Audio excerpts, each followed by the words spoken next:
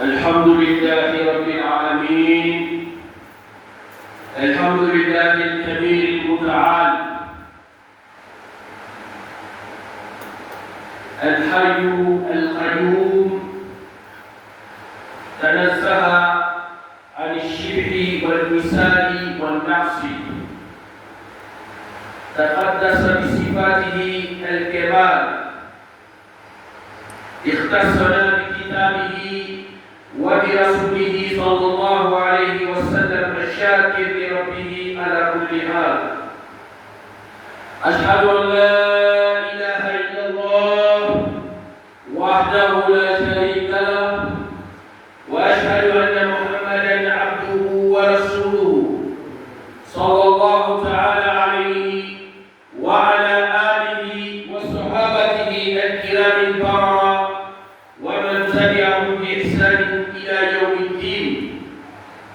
إخوة الإسلام، أوصيكم ونفسي بتقوى الله عز وجل القائل في محكم تنزيله بعد أعوذ بالله من الشيطان الرجيم.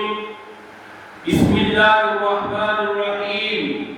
يا أيها الذين آمنوا اتقوا الله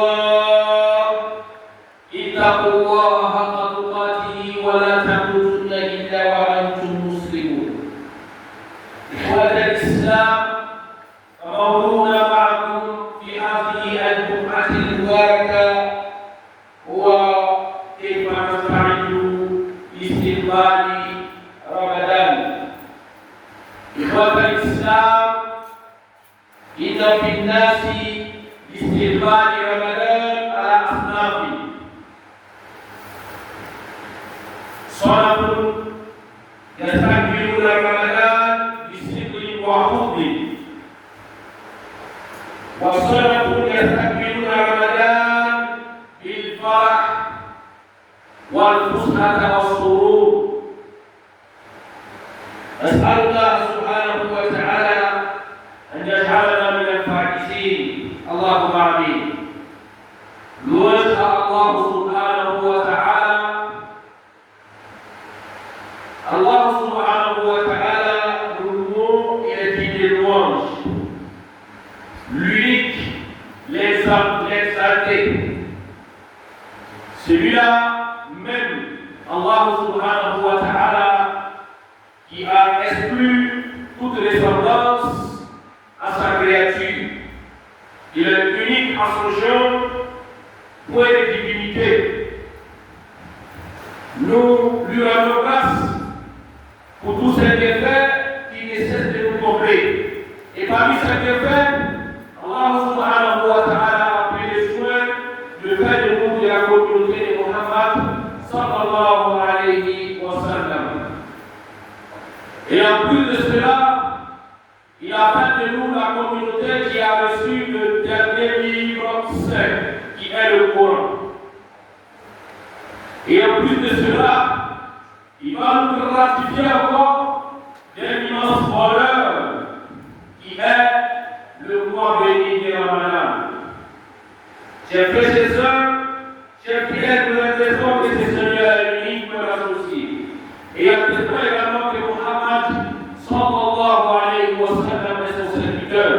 Nous lui demandons d'envoyer sa paix et sa baraka sur lui, sur sa noble famille et sur ses vaillants compagnons, et sur tous ceux-là qui mettront l'islam en évidence jusqu'au jour de la résurrection. Qu'à la force de vous et moi parmi les désolés, Allahumma amin. Chers frères et sœurs, chers fidèles musulmans, comme à chaque fois que je me tiens devant vous, je vous exhorte et ma modeste personne à la piété et à la crainte d'Allah subhanahu wa ta'ala. Parce que Allah nous dit, approvisionnez-vous, mais la meilleure des provisions, c'est la crainte d'Allah subhanahu wa ta'ala. C'est pour cela Allah nous demande de le craindre.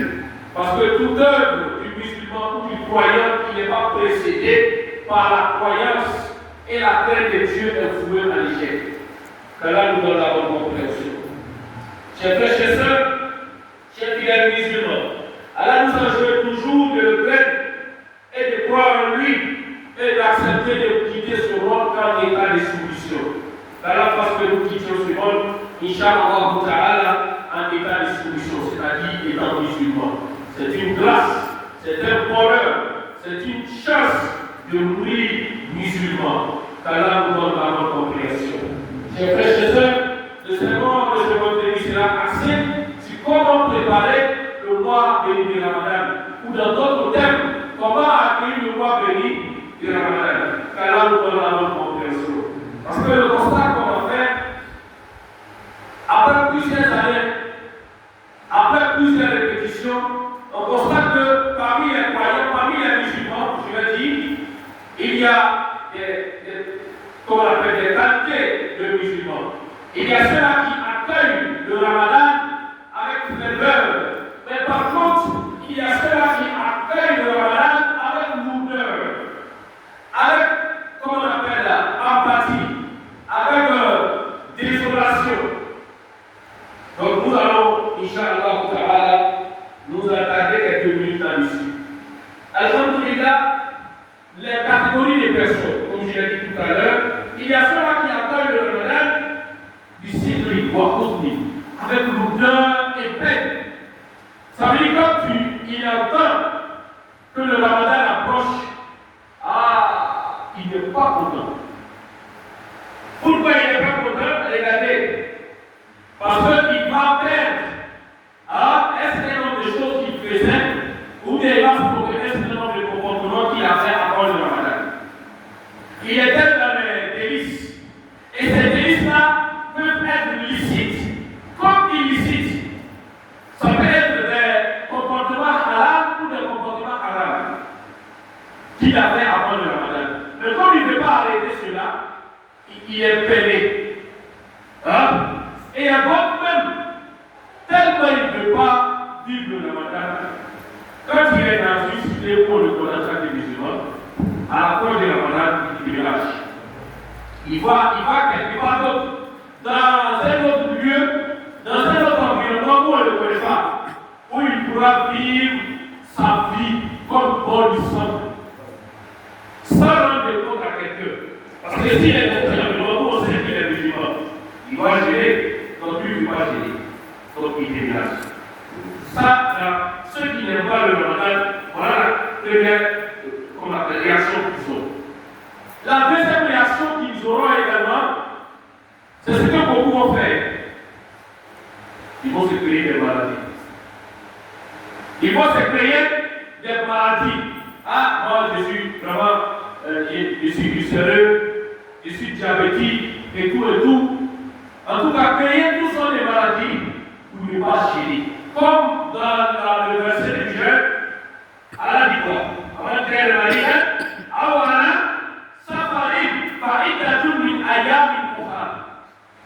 a déjà exclu un certain nombre de personnes. Il dit ceux qui sont malades. Et ceux qui sont en voyage, ils vont repousser l'échéance pour une date ultérieure où la maladie va finir ou bien qu'elles ne seront plus en état de voyage. Vous voyez? Donc lui, il s'est créé une maladie. Mais il oublie que Dieu dit, même si tu crées une maladie ou bien un voyage, tu ne peux pas gérer. Allah dit,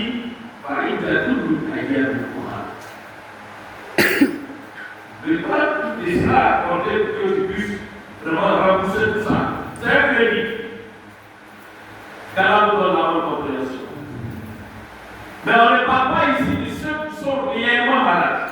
Ceux qui ont été certifiés par les médecins que ceux-là, ils ne peuvent pas gérer. On ne parle pas de eux. Non. On parle de ceux qui se créent les maladies. C'est-à-dire que lui, pendant 11 mois, il mange tout ce qu'il veut. Il n'a pas de tête. Mais là, vient le Ramadan. Non, moi je suis sérieux, je ne peux pas manger, je ne peux pas, comment on a supporté la faim et tout.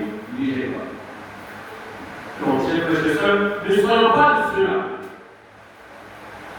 Ne soyons pas de ceux-là, car on donne tous la bonne compréhension. Et la deuxième catégorie des personnes, c'est ceux-là qui accueillent le Ramadan pour le bâtir. Il y a يستقبلون رمضان بالفرح والاستبشار والحمد. Ils attendent le Ramadan avec joie, avec ferveur, avec la louange à Allah subhanahu wa ta'ala. Ils sont reconnaissants vis-à-vis d'Allah de leur avoir accordé de vivre encore une fois de plus le mois béni du Ramadan. Et ils sont contents. Donc soyons de ceux-là. Donc quand on est de ceux-là, c'est à vous qu'on va s'adresser. Parce que celui qui ne veut pas gêner, nous on ne va pas parler avec lui. Mais celui qui veut gêner là, comment il doit faire pour réussir son jeûne, c'est de ça qu'on va parler. Qu'Allah nous donne la bonne compréhension. Chers frères et sœurs, chers fidèles musulmans, il faut que vous préparer le Ramadan pour mieux entrer dans le Ramadan. Il y a 3 éléments à prendre en compte. Il y a 3 éléments à prendre en compte. Mais avant même d'arriver aux 3 éléments, il faut savoir l'objectif du Ramadan. Parce que pour celui qui n'est pas heureux que le Ramadan arrive, il ne connaît pas les objectifs du Ramadan. Donc on va donner un peu comment on ne sait pas l'idée. Mais l'objectif principal,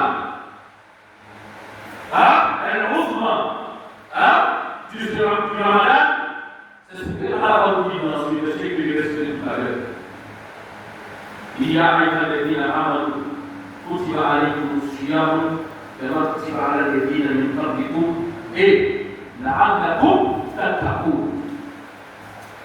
Et vous les croyants, sachez que je vous ai prescrit le mois de Ramadan, comme je l'ai prescrit également aux communautés avant vous. Parce qu'avant vous, il y a eu des communautés. Alors aussi, vous avez prescrit de gêner. Mais pourquoi? Afin que vous atteigniez la piété et la crainte d'Allah subhanahu wa ta'ala. Et cette piété-là, que Allah, quand j'ai commencé mon sermon, je vous ai exhorté à ça. Craignez Allah subhanahu wa ta'ala. Ayez la piété dans vos yeux. Donc l'objectif même principal du Ramadan, au-delà de tout ce qu'on va dire à vous dire, c'est la crainte d'Allah subhanahu wa ta'ala. Donc celui qui n'est pas prêt à craindre Dieu, c'est celui-là qui va avoir des raisons inexistantes pour ne pas gêner. Donc celui qui sait qu'il veut avoir la crainte de Dieu, il ménage sa monture. Donc le premier élément, c'est ce qu'on appelle l'istiqlal ou al-ruhi. Faire une préparation spirituelle. Ça c'est le premier élément. Faire une préparation spirituelle. Alors quand on dit préparation spirituelle, on fait référence à tout acte que tu peux poser devant Allah. Parmi ces actes, il y a ce qu'est un compagnon du messager alayhi salatu wa salam et que lui-même le faisait avant le Ramadan. Le messager alayhi salatu wa salam, c'est notre mère, Al-Mu'minin, Aïcha radhiyallahu ta'ala anha, elle nous dit il كان رسول الله صلى الله عليه وسلم يصوم حتى نقول لا يفطر ويفطر حتى نقول لا يصوم وما رأيت رسول الله صلى الله عليه وسلم استكمل صيام شهرين قط إلا رمضان وما رأيته في شهر أكثر منه صياما في شعبان. Donc, la Aïcha radhiyallahu ta'ala anha nous dit dans ce hadith, vous résumez la hadith. Elle disait, elle n'a jamais vu le messager alayhi salatu wa salam gêner tous les mois, excepté le mois de Ramadan. Gêner du premier jusqu'à la fin, c'est le Ramadan qu'elle a fait. Mais elle n'a jamais vu aussi gêner autant dans un mois que dans le mois de Sha'ban. Gêner autant, c'est-à-dire que Sha'ban, c'est le mois qui précède le mois de Ramadan. Mais pourquoi le messager alayhi salatu wa salam le faisait? C'était ce qu'on appelle la tamrid. faire des entraînements, des exercices afin d'entamer le maximum en question. C'est pour cela, les éléments des races disent dans un élève ici, il a travaillé, il faut se préparer avant de rentrer dans le pays. Il ne faut pas rentrer dans la malle comme ça. Et les compagnons également de Moussa Aïe sur la Kosala ont remporté ce bataille. J'ai beaucoup pendant le mois de Chaban. Donc c'est le but de vous inviter. Ceux qui peuvent, on a encore peut-être une semaine, ou bien 10 jours, encore devant nous. Ceux qui peuvent, il faut faire beaucoup de jeûnes célébratoires. Pour préparer le corps, pour avertir le corps que nous allons commencer à gérer. Il faut préparer l'esprit. Parce que le corps s'est habitué en parlant 11 mois à manger, à boire, à tout. Donc l'estomac, dans une vocation, dans une habitude. Donc il faut préparer le corps ici. Car nous allons avoir compréhension. Et nous allons profiter pour demander à ceux et celles qui avaient le crédit, sur tout le moment, qui avaient le crédit les années antérieures, de profiter pour rembourser cette crédit-là. Car nous allons avoir compréhension. Chers frères et sœurs, parmi les actes encore qui sont recommandés actuellement pour préparer le Ramadan, mieux entamer le Ramadan, parce que le Ramadan, vous n'êtes pas sans savoir que le Ramadan c'est le mois du poids, n'est-ce pas? C'est le mois du poids. Donc il faut faire beaucoup de lectures coraniques pour ceux qui sont amis. Donc c'est le moment de préparer, de commencer à faire des exercices de lecture coranique. Parce que quand tu n'es pas habitué à quelque chose, c'est difficile de pouvoir bien faire. Donc, faites beaucoup de lectures coraniques, ce que vous pouvez dire. Car là, nous donnons la bonne compréhension. Troisième élément, faire beaucoup de sonatas, les tamrines à la sonata. Il faut s'habituer à faire l'aumône. Car sonique, Djokodori, c'est un comportement, c'est une attitude. Si tu n'as pas pour habitude de donner, ça sera difficile de donner pendant la Ramadan. Le messager alayhi salam, il était généreux avant que le Ramadan arrive. Donc quand le Ramadan arrive, il devenait encore plus généreux parce qu'il était habitué à la générosité. Mais quelqu'un qui n'est pas habitué à donner, quand le Ramadan va arriver, ça sera difficile de donner. Allah nous donne la bonne compréhension. Allah nous dit ça, c'est ce qui sont chemin. Nous allons évidemment poursuivre ce sujet, Inch'Allah. Après le Tasma'oum, وأستغفر الله لي ولكم ولسائر المسلمين والمسلمين واستغفروه إنه هو الغفور الرحيم.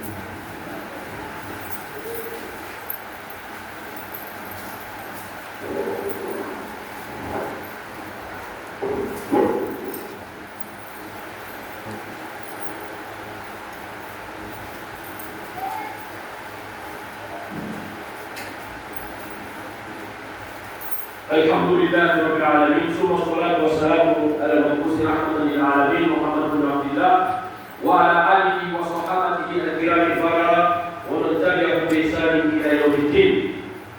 الحمد لله grâce à notre prière et qui pardonne nos péchés et qui nous donne des bienfaits spirituels et matériels. Donc, chers frères et sœurs, chers frères musulmans, toujours dans notre élément de comment préparer le mois béni Ramadan ou comment accueillir le mois béni Ramadan. Chers frères et sœurs, chers fidèles, beaucoup d'entre nous rentrent dans le Ramadan sans savoir les actes qui invalident le Ramadan. Oui, les conditions de validité du Ramadan. Il faut que je connaisse tout ça. À quel moment je dois, à quel moment je dois gêner, à quel moment je dois arrêter de qu'on appelle de prendre le sako, à quel moment commencer le sako. Tout ça, nous devons connaître. C'est important. Parce que faire un travail sans la connaissance, c'est zéro. Poser un acte sans la connaissance, c'est zéro. C'est pour cela, Allah va commencer cette religion à Iqra, la connaissance. Quand Allah a envoyé Jibril vers le messager alayhi salatu wa salam, il avait l'opportunité de lui dire Salli, Soum, Zaki, Aouboji. Mais il n'a pas dit cela. Il a dit à Jibril, dit au messager Iqra, qu'il douce. Donc celui-là, il est un professeur musulman qui dit El-Ilm, Nour Hayat. Il dit la connaissance, la science, c'est la lumière de la vie. Quand tu ignores quelque chose, cela devient un danger pour toi. Donc on doit chercher à savoir toutes les conditions du Ramadan.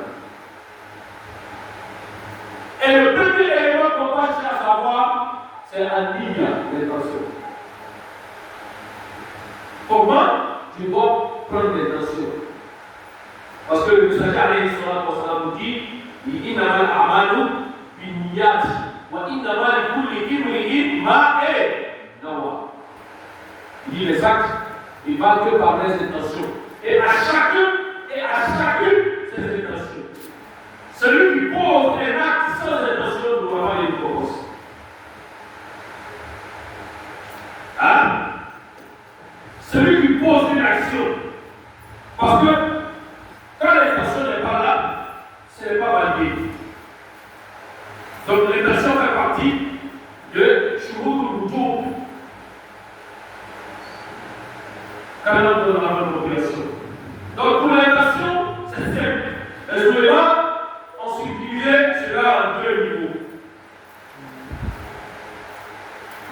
La première manière de faire l'intention, c'est de prendre l'intention chaque jour. C'est-à-dire qu'à la veille, par exemple aujourd'hui, si on observe le croissant vient et qu'on dit que le Ramadan commence demain, à la veille, tu dois prendre l'intention pour demain.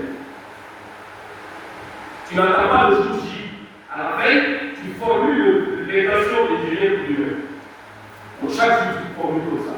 Ça, c'est la première possibilité. La deuxième possibilité, c'est de prendre l'intention de jeûner pour tous les 29 ou les 30 jours du mois de Ramadan qui s'annonce. C'est-à-dire que dès l'instant qu'on nous annonce que la lune a été observée et que le Ramadan commence demain, quand tu formules tes intentions, Seigneur, je formule l'intention de jeûner les 29 ou les 30 jours pour nous rapprocher de toi. Parce que tout ce qu'on fait comme acte d'adoration, c'est dans l'intention d'obtenir la satisfaction et l'agrément de Dieu. C'est rapprocher de lui. Voilà comment tu parles de Dieu. Donc maintenant, il y a d'autres qui le font par la première manière, il y a d'autres qui le font par la deuxième manière. Maintenant, celui qui le fait par la première manière, c'est-à-dire, je vais formuler l'intention chaque jour, lui, pour un danger. Quel est ce danger? Si il arrive à dormir, et se réveille tard, et que l'un de ça pourrait passer, le jeûne du jour est invalide. Le jeûne du jour est invalide. Pour celui qui prend l'intention journalière, chaque jour il prend l'intention. S'il a raté l'intention, le jeûne du jour est invalide dans cette heure. Deuxièmement, il doit être en état de jeûne. Il ne doit pas dire, comme je suis là en état, donc la journée je vais manger. Non. C'est-à-dire que tu vas venir augmenter encore la sentence. Tu jeûnes ce jour, tu ne dois pas la récompense. Et tu dois jeûner. Et c'est là on conseille en général de formuler l'intention pour les faire ou les 30 jours. Et ça parce que parfois quand on finit le boulot, on est révisé, quand on dort et qu'on se réveille pas tôt, alors on dit là, on a formulé l'intention. Tu continues mon jeûne. Et mon jeûne est malade. Quand nous avons la bonne compréhension, quand nous disons ceci sur le chemin. Donc, chers frères et sœurs, on a tout même arrêté concernant les conditions d'humanité. Il y a d'autres, comme on appelle, des éléments encore plus forts dans la vie du monde pour que cela soit valide. Donc, il faut s'approcher des sachants pour poser des questions à l'aube du mois béni du Ramadan. C'est pour cela, Allah nous dit, parce que demandez aux sachants si vous ne savez pas. Mais quand tu ne sais pas et tu ne demandes pas, hein, tu adores Dieu comme ça. Allah dit qu'il n'accepte pas l'adoration de celui qui adore comme ça. Arifuni, qabla an ta'buduni. Quand chercher à me connaître, avant de l'adorer, tu ne me connais pas, tu vas m'adorer comment? C'est pour cela, il y a une phrase qu'on dit généralement, ah Allah, non c'est la question de Allah. Non c'est la question de Allah. Dis-le direct, dis-le de l'autorité, puis nous fasse. Si c'est soit c'est à haut ou bien en bas, non. La religion, ce n'est pas comme ça. Cherche à me connaître avant de m'adorer. Quand tu ne sais pas prier, et tu pries seulement comme ça, tu ne vas pas accepter. Parce que Dieu, il a donné les conditions pour comment prier. Et quand tu viens, tu pries comme toi tu veux. Allah dit, je n'en veux pas. Tu jeûnes comme toi tu veux. Allah dit, il n'en veut pas. Car nous donne tout cela à notre population. Mon cher frère et soeur, chers frères musulmans, comment préparer toujours le Ramadan? Il y a ce qu'on appelle al-asl al-taqi al-afam al-taqi. Par la décision ferme à partir de maintenant de tourner le dos au péché.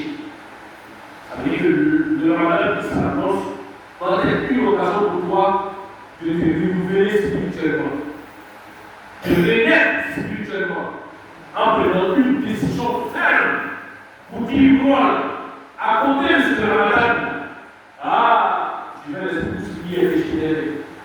Il faut prendre cette décision. En faisant un repenti sincère. Comme cela a dit à tout le monde qui a droit de dire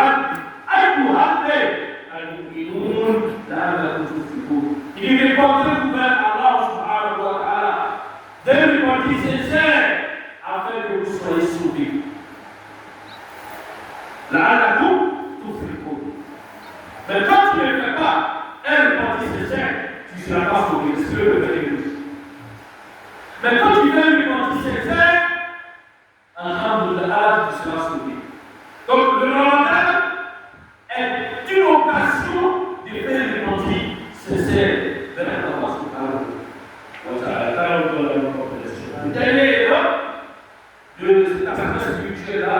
C'est de faire beaucoup de droits. De faire beaucoup de droits à côté de maintenant. Et Allah, parce que nous puissions vivre le Ramadan. Allahumma barik lana fi hadhihi wa sha'ban wa ballighna Ramadan. Seigneur, bénis pour nous Sha'ban, Rajab et Sha'ban et accorde-nous de vivre le mois béni de Ramadan. Il essaie Mina, il essaie Bola, il essaie Ni, comment on appelle ça, quand on a eu, il Allah, Ramadan peut être dans à quel alhamdulillah, au blanc, aïe, bon, aïe, ça, personne n'a la garantie que le Ramadan qui a dit là, va faire personne. Moi qui parle tout, qui veut écouter, personne n'a cette garantie. Parce que Allah même ne nous a pas donné cette garantie. Allah dit Wamata Binasoul, Mazata Siboulé. Personne ne sait de quoi cela fait. De quoi demain sera fait. Wamata Binasoul, aucune âme ne sait le jour de son départ. Où tu vas mourir, tu ne sais pas. Quand tu vas mourir, tu ne sais pas. Donc fais les courage. Fais les sacrifices. Le sacrifice que tu vas faire là, le messager nous enseigne que le peu que le sacrifice fait dans la vie des êtres humains, ça prolonge la vie. Le sacrifice prolonge la vie des êtres humains. Donc il s'est cassé quand on porte au gré, au à quel vraiment Ramadan de cela. Car nous faisons cela, Inch'Allah. Donc, le deuxième élément qui est de se préparer socialement. Préparer le Ramadan socialement. Et quand on dit socialement, parce que tu ne vis pas seul, tu vis avec tes concitoyens, tu vis avec tes co-religionnaires, tu vis avec tes êtres humains, avec tes frères. Donc, à la veille du Ramadan, il vous réconcilier les uns les autres. On doit se réconcilier.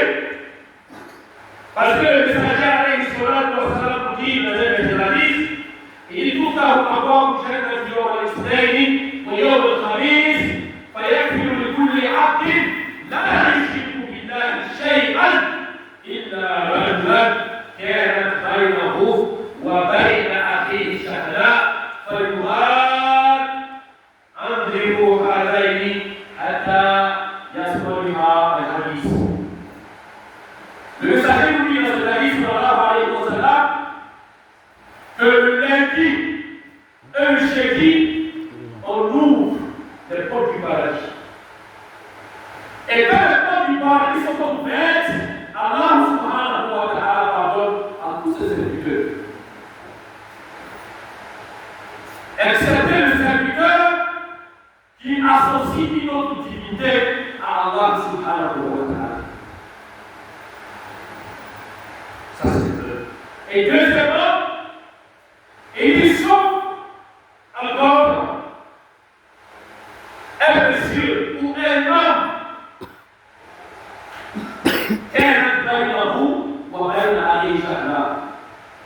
un homme, il y a des animosités entre lui et son semblable.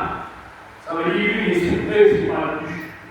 Deux personnes qui se côtoyaient, qui marchaient ensemble, qui vivaient ensemble, qui faisaient tout ensemble.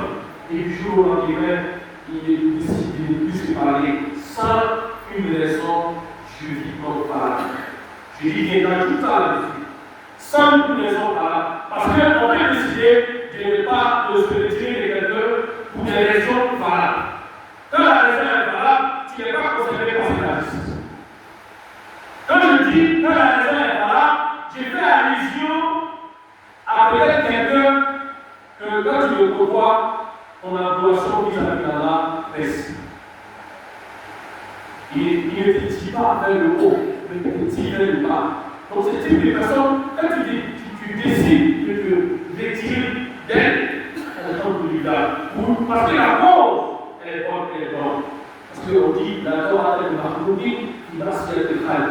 On ne doit pas obéir à la créature en désobéissant au Créateur.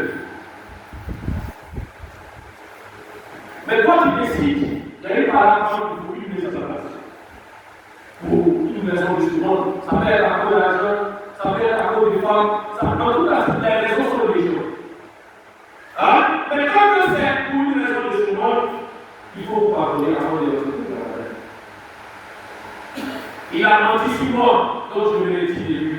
Il faut vous pardonner avant de retourner dans la vie. Parce que si vous entrez dans la main, parce que le Ramadan, c'est le mois al-Maghfira, chaque Maghfira, c'est le mois du pardon. C'est le mois de la miséricorde, chaque Ramadan.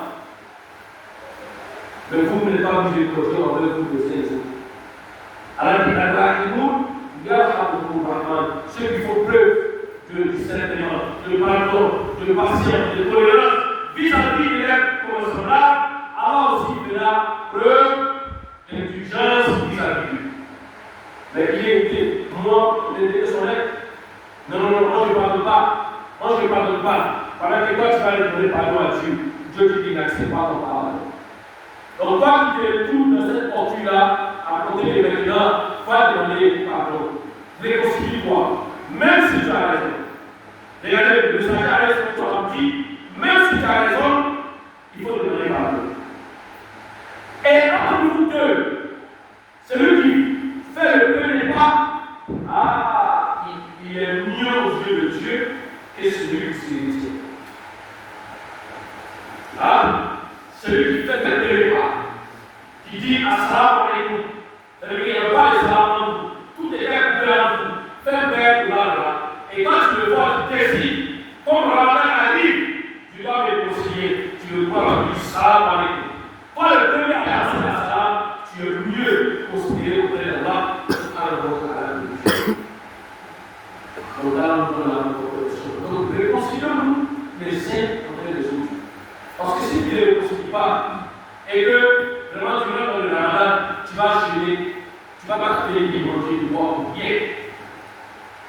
Donc ne soyons pas les ceux-là que le messager a qualifiés et ceux, les jeunes, c'est-à-dire les abstinences à la nourriture, à la boisson, selon cadeau. Ça sera selon la fête. Ils vont recevoir comme une récompense. Ne soyons pas les ceux-là, chers frères et sœurs. Réconcilions-nous. Revenons à, comment on appelle, à nos sentiments les plus meilleurs.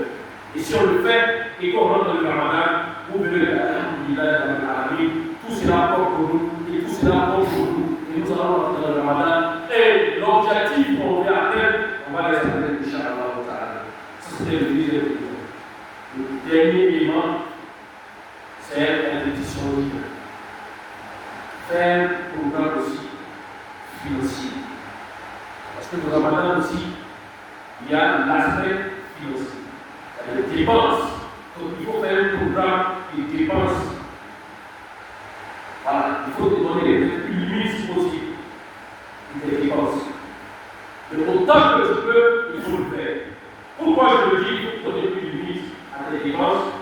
Parce que Allah me dit, il ne faut pas prendre tout ton argent. Et voilà, à la dépense. Il faut donner un peu, tu gardes un peu. Parce que après le Ramadan aussi, il y a une vie qui continue.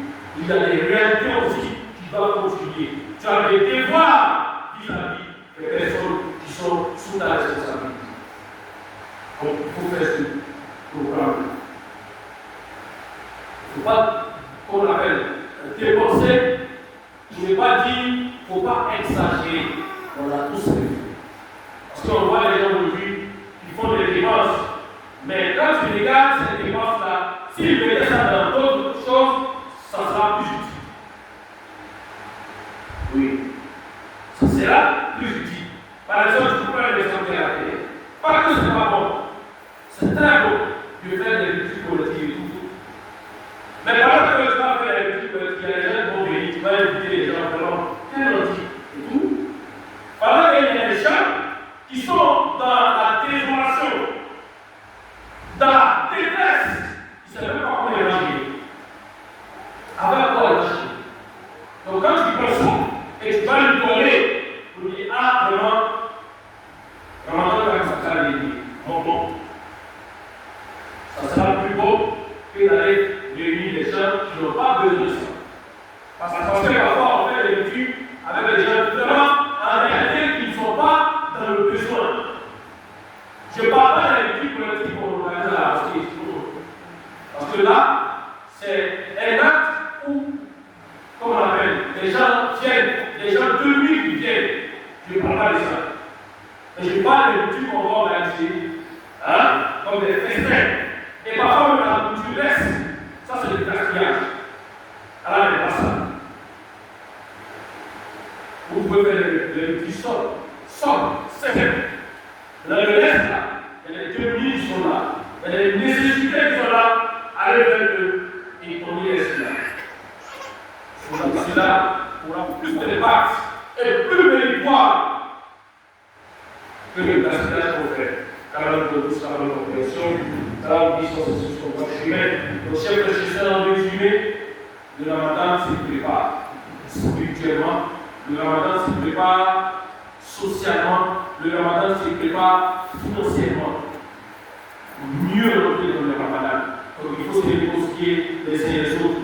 Ceux avec qui on ne s'est pas vu, allons aller vers eux. Réconcilions-nous. Faire un programme de sadakat, faire un programme de prière nocturne. Mais ça commence maintenant.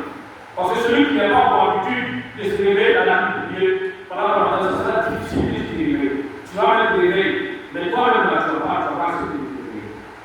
Parce que, on dit l'habitude est tout sinon, quand on nous a une compréhension, quand on dit ça, c'est sur le chemin, là, il y a une voix, il y a une chéricale, après tout, on va voir nous, on va voir le Muslim, ربنا آتنا في الدنيا حسنة وفي الآخرة حسنة وقنا عذاب النار ربنا لا تزغ قلوبنا وهب لنا من لدنك رحمة إنك أنت الوهاب اللهم بارك لنا في هذا وشعبان وبارك لنا رمضان اللهم بارك لنا في هذا وشعبان وبارك لنا رمضان اللهم بارك لنا في هذا وشعبان وبارك الله وأهله علينا بالأمن واليسر والفسحة والبركة برحمتك يا أرحم الراحمين. سبحان ربنا رب العزة عما يصفون وسلام على المرسلين والحمد لله رب العالمين. قوموا إلى صلاتكم يرحمني ويرحمكم الله.